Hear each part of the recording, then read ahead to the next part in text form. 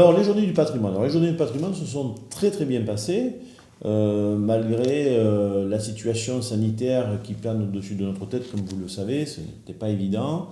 Nous avons pu faire visiter partiellement une partie du château et on a pu aussi faire un sens de circulation qui était conforme, je veux dire, aux normes sanitaires dans les salles voûtées où il y a eu une magnifique exposition à l'intérieur avec plusieurs artistes peintres, sculpteurs, comme vous avez pu le voir, soit sur les vidéos pour ceux qui n'ont pas pu être présents ce jour-là, ou bien sûr, si vous avez été présent, vous avez pu vous rendre compte de cette magnifique exposition.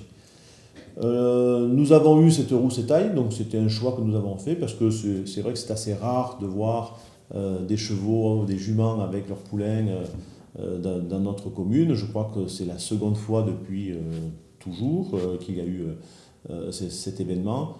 C'était un choix aussi parce que vous avez pu constater que c'était un événement qui est plutôt doux et ça nous évitait de mettre des barrières de sécurité complémentaires si nous avions fait une réelle bandide ou une arrivée avec des taureaux, bien entendu. Tout s'est très bien passé et je vous remercie à toutes et à tous d'avoir participé. Et je remercie aussi le cafetier d'avoir joué le jeu. Donc, les jeunes cafetiers qui ont repris le Café de la Renaissance, où nous avons pu tous nous retrouver sur la place avec divers exposants de la région et d'Aubé qui ont pu vendre leurs produits et leur préparation, je veux dire, artisanale, autant alimentaire que de produits divers et variés. Et je crois que toute la population, ça faisait très très longtemps qu'on n'avait pas vu autant de monde sur la place du château, dans ces conditions qui étaient vraiment sympathiques. Malheureusement, tout ceci s'est arrêté le soir vers 22 h avec le terrible orage qui, heureusement pour Aubé, n'a pas fait de dégâts.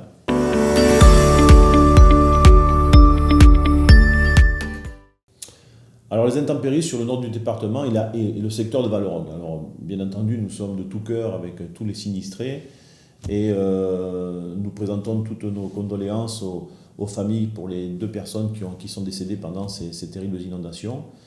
Le CCAS d'Aubé a fait le choix, sous l'impulsion des élus et de certains habitants, d'organiser une tombola au profit de la région de Valleraugue. Donc du coup, on va se mettre en contact avec la commune de Valleraugue pour pouvoir donner ces fonds financiers avec le résultat de la tombola afin d'aider les sinistrés auxquels, ou encore une fois, je le dis très sincèrement, nous sommes de tout cœur avec eux.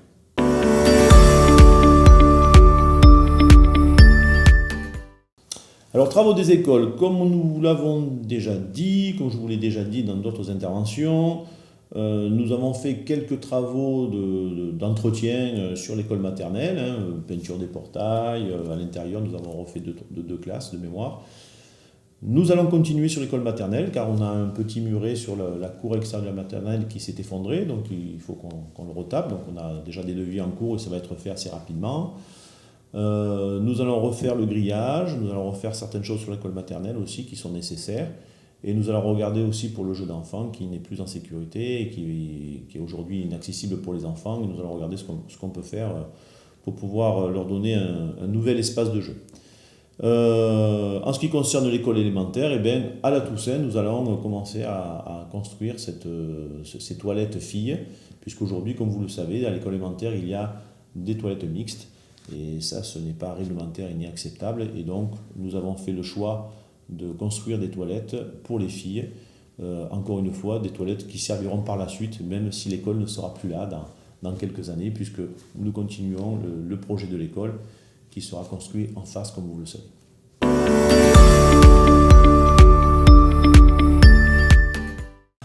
Alors la déchetterie.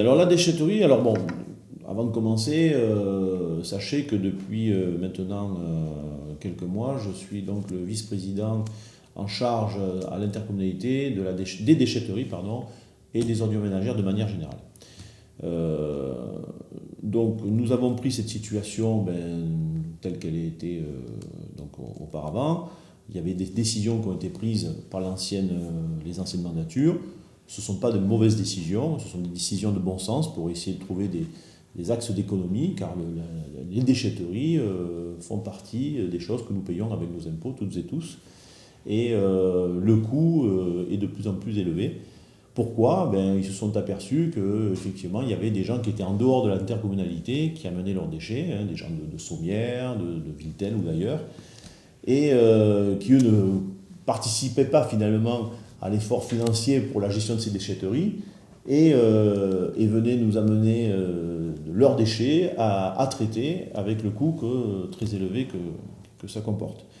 Donc c'est pour cela que l'intercommunalité, avec les maires de l'époque, ont décidé de faire ce système de barrière avec des badges pour pouvoir contrôler qui rentre. Alors déjà, sachez que depuis que ça a été fait, effectivement, les volumes ont diminué parce que toutes ces personnes qui arrivaient des autres communes ne viennent plus. C'est important aussi de savoir que nous avons la chance à l'intercommunalité d'avoir 4 déchetteries. Il faut savoir que sur le Puy du Nez, il n'y en a qu'une actuellement, parce qu'il y en avait 2, il y en a une qui est fermée. Et suite à ça, s'est posé le problème de contrôler entre les artisans et les particuliers. Alors a été fait un choix, qui est un choix, je dirais peut-être pas très adapté, de dire ils vont contrôler par rapport à la forme des véhicules. Bon, tout ça est discutable, j'en conviens, et je vous remercie à toutes et à tous d'avoir fait vos remontées, pour nous remonter toutes ces problématiques que vous vivez en disant mais oui, moi je suis un particulier, j'ai un double essieu, et comment se fait-il que je dois payer 35 €? Alors ce qu'il faut savoir, c'est qu'au niveau des artisans, avant, un artisan payait un prix forfaitaire de entre 140 et 180 € selon les secteurs pour aller jeter ses déchets à la déchetterie. Ces déchets, il les jetait ou il les jetait pas, il payait toujours ce prix forfaitaire. Aujourd'hui, ce n'est plus le cas.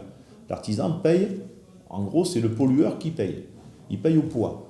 Donc pour être pesé, la seule déchetterie où il y a une bascule, c'est à Vestric. Donc si l'artisan va à Vestric, alors c'est vrai que j'en conviens, c'est un peu loin pour aller jeter ses déchets, il est pesé et donc là il va payer que la réalité de ce qu'il va jeter. Donc ça représente que quelques euros, et non pas cette somme-là. Et la somme forfaitaire qui a été mise sur la déchetterie d'Aubé de 35 €, c'est pour dissuader ces artisans de dire bon, ça serait bien que vous alliez finalement à Vestric où vous payerez moins cher parce qu'au poids, ça coûtera beaucoup moins cher que 35 €, et tout simplement parce qu'à Aubé, nous n'avons pas de bascule. Aujourd'hui a été prise une décision il y a quelques jours, avec toutes les remontées que nous avons eues, de ne pas faire payer, alors pour des raisons économiques dues au Covid, aux artisans, tout ça, donc il n'y aura pas de facturation de toutes les personnes qui sont rentrées en déchetterie, que ce soit des artisans ou des particuliers avec un double essieu, depuis le 1er avril jusqu'au 1er décembre.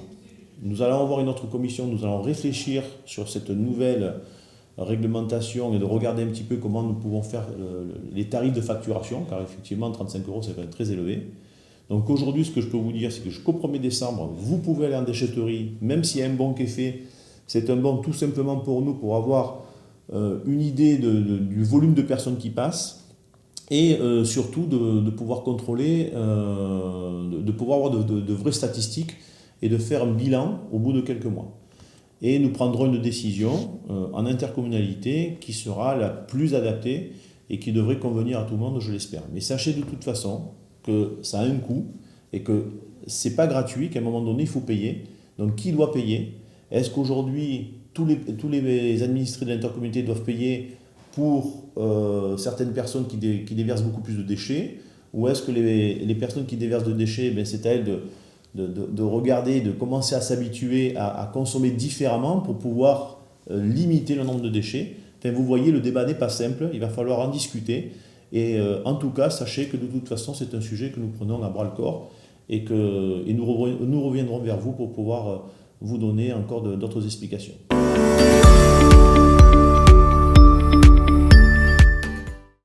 Tout d'abord, je suis très heureux d'accueillir l'association Acte sur la commune d'Aubé, comme d'ailleurs toutes les autres associations.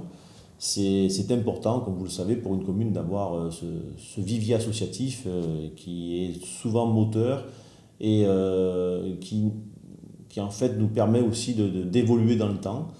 Et là, en l'occurrence, l'association Acte regroupe 7 autres petites associations de 7 communes différentes sur la transition énergétique du territoire.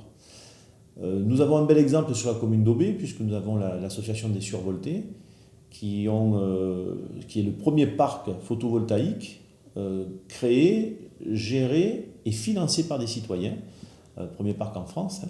Donc c'est pas rien, ce qui nous a valu quand même une certaine notoriété, puisque beaucoup de reportages ont été faits sur cette association et sur le parc photovoltaïque d'Aubé. Ça a permis de faire connaître aussi Aubé par ce biais-là.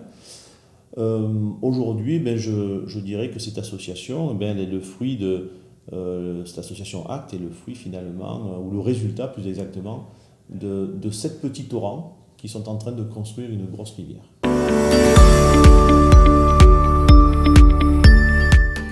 Le bulletin municipal, alors le site internet, vous pouvez déjà y aller, hein, comme vous le savez, depuis quelques semaines, il est opérationnel, il est sorti.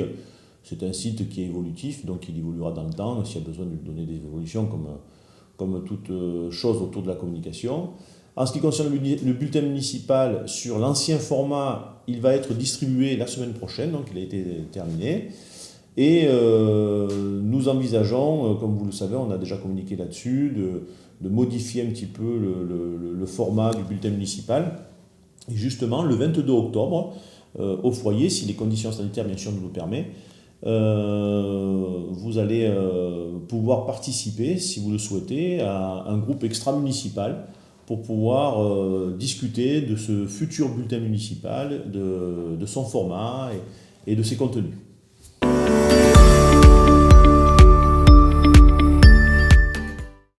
Oui, alors le goûter des aînés aura lieu. Alors, la situation sanitaire complexe que nous vivons en ce moment nous a obligés à réfléchir à 2 éventualités. La première, on pourrait éventuellement faire le goûter des aînés au mois de février, comme c'est le cas depuis plusieurs années. Mais si la situation sanitaire nous contraint et que l'on ne puisse pas recevoir au mois de février tout le monde à l'intérieur du foyer, à ce moment-là, on est en train d'envisager aussi une autre formule, c'est de pouvoir faire le goûter des aînés au printemps en extérieur.